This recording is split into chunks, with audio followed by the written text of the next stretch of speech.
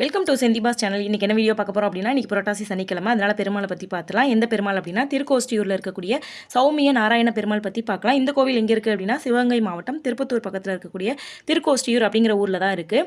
இந்த கோவில் 108 திவ்ய தேசங்களில் 95வது தலமாக வந்து கருதப்படுது. இங்கே மூலவர் வந்து சௌமிய நாராயண பெருமாளாக, அதாவது ஸ்ரீதேவி பூதேவியுடன் நின்ற கோலத்திலையும், அதுக்கப்புறம் 5 தலை நாகத்துடன் பள்ளி கொண்ட நிலையிலையும் வந்து பெருமாள் வந்து காட்சி கொடுக்குறாரு. இங்கே தாயார் வந்து குலமாமகள், நிலமாமகள் என்றும் கருதப்படுறாங்க. திருமாமகள் என்றும் கருதப்படுகிறார்கள். இது வந்து தேவர்களுடைய துயரம் நீக்கிய ஒரு தலமாகவும் கருதப்படுது.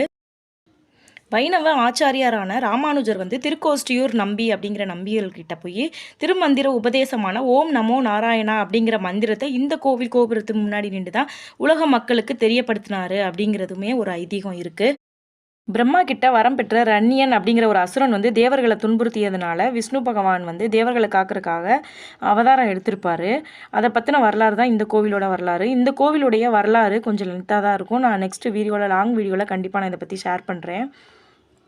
இந்த கோவிலில் என்னென்ன விழாக்கள் வந்து வெகு விமர்சையாக கொண்டாடப்படும் அப்படின்னா, வைகுண்ட ஏகாதசி, மாசி தெப்பத் திருவிழா, நவராத்திரி, இந்த மாதிரி விழாக்கள் வெகு விமர்சையாக கொண்டாடும். மாசி மகத்தப்ப நம்ம ஏதாவது ஒரு வேண்டுதல் வச்சு இந்த கோவிலேருந்து விளக்கு எடுத்துகிட்டு வந்து துளசியும் அது கூட காசும் சேர்த்து வச்சு பூஜை அறையில் வச்சு நம்ம வழிபாடு பண்ணிவிட்டு நம்மளுடைய வேண்டுதல் நிறைவேறினதுக்கப்புறம் இந்த கோவிலில் எடுத்துகிட்டு போய் வைக்கிறது வழக்கமே இருக்குது.